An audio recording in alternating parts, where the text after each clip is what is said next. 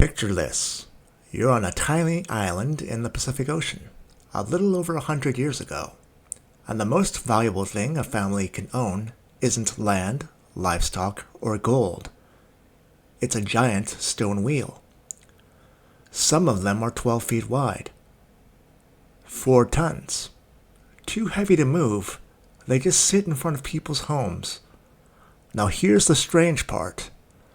One of the most valuable stone wheels on the island is sitting at the bottom of the ocean. It sank during a storm, generations earlier. Nobody can see it, nobody can reach it, and yet everyone agrees it still counts. The family that owned it still owns it. It can still be passed down.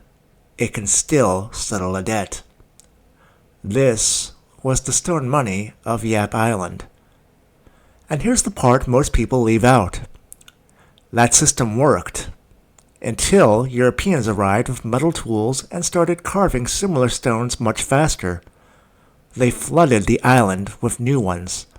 The scarcity that gave those stones their value collapsed, and with it the money. That story contains almost everything important about money. What it is, why it works, and how it fails. This is the Honest Ledger. What is money, really?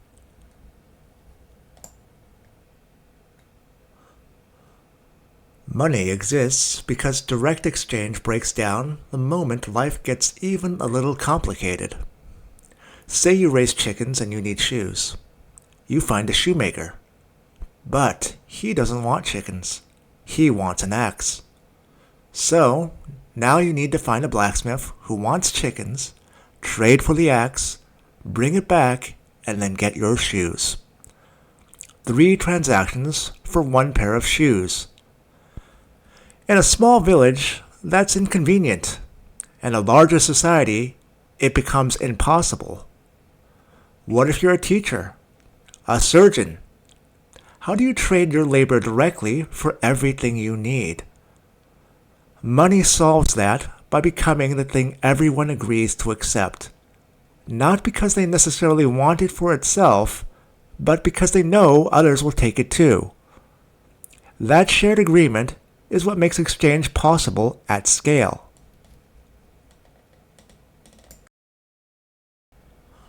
Once you see money as a solution to an exchange problem, its core functions become easier to understand. Here's a useful way to think about it. Money is a battery for human labor. You charge it when you work. You discharge it when you spend. And a good battery holds its charge across time. A bad one leaks. That framing gets us to the 3 jobs money does. First, it acts as a medium of exchange.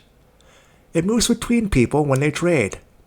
You buy groceries, the store pays a supplier, the supplier buys fuel.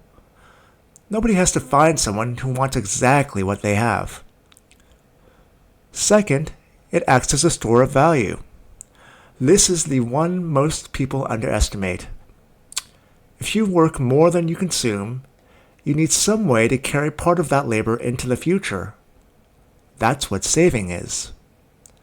If money can't do that reasonably well, part of the work you did this week leaks away before you get to use it.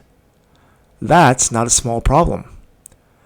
If inflation rises faster than your savings grow, your money still looks the same on paper, but it buys less.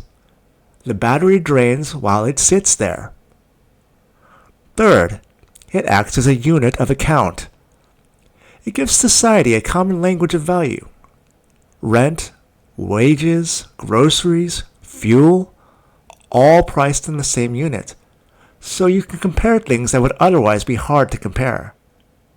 That's what money does. But those functions don't tell you whether a particular form of money does the job well.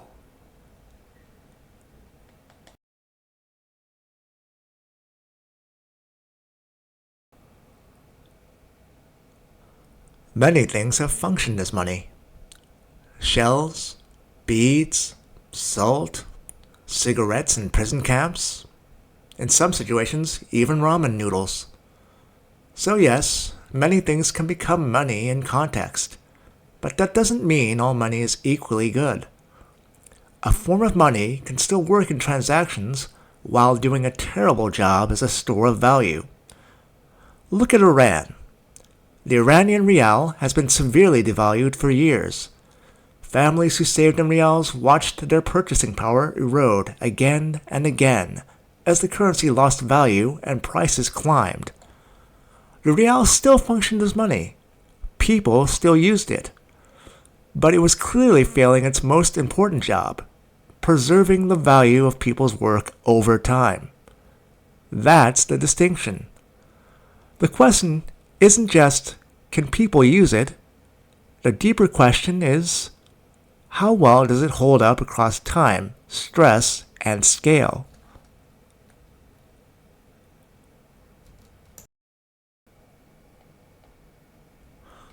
The forms of money that have lasted across history tend to share certain qualities. You can group them into three basic questions. Can it be faked? Or can more of it be made too easily? Good money needs to be hard to counterfeit and hard to flood. Scarcity matters. So does the ability to verify it's genuine. Does it survive across time and distance? Good money cannot rot or decay, and it needs to be portable enough to travel to trade. The Yap stone wheels were extraordinary money on a small island and completely useless beyond it. Does it work at different scales? Can it be divided into smaller units for everyday purchases?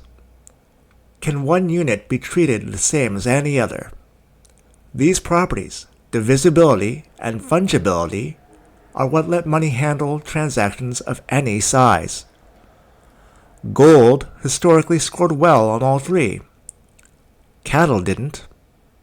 Grain didn't. No form of money is perfect. The point is that some do the job much better than others, especially over long stretches of time. And one of the most consequential differences is this: how easy is it to create more of it?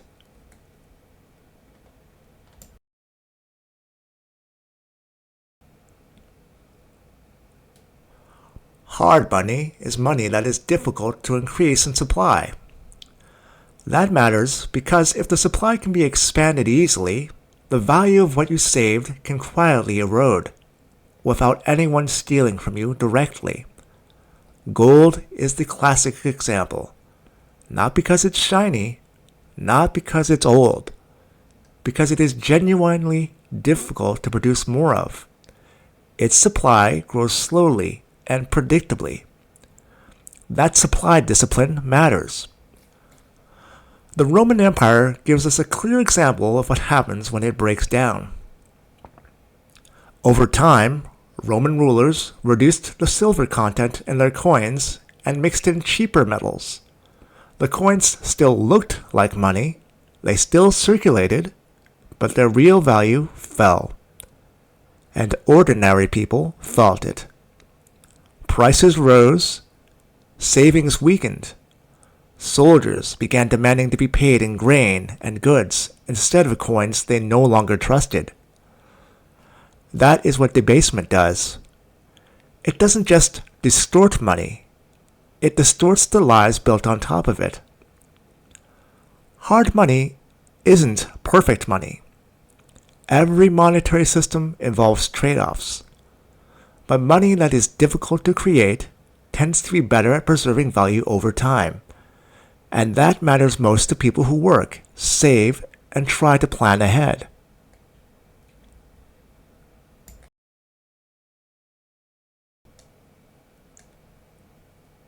Here's the distinction worth holding on to. Money is the broader concept, the tool societies use to exchange value, store purchasing power, and measure economic activity. Currency is the particular form of money in use at a given time and place. They're not the same thing. For most of history, money was tied to commodities, gold, silver, things naturally scarce and durable. Then came paper claims on those commodities. You could hand in the paper and get the metal.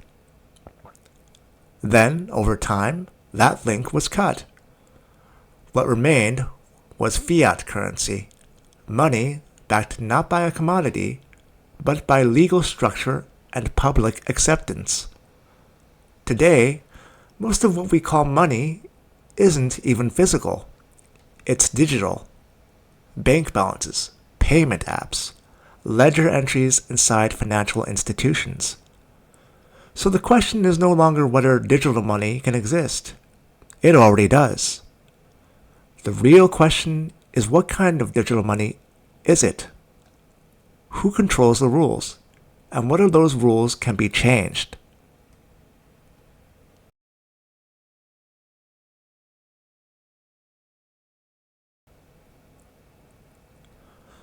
Bitcoin is not the subject of this episode, but it's one reason the question of money has become urgent again. Once you understand money as a tool with specific properties, Bitcoin stops looking like just another speculative asset and starts looking like a serious monetary question. It is one attempt to create digital money with hard money characteristics, a fixed supply, transparent rules, and an issuance schedule that is difficult to change regardless of who wants to change it. That doesn't settle anything. Real questions remain about volatility, adoption, regulation, and whether Bitcoin will ultimately function as money at scale. But it forces an old question into a new form. Can digital money be genuinely scarce? Can its rules be trusted over time? Can it hold value without being managed from the top down? Before you can decide what you think about Bitcoin, you have to decide what you think money is.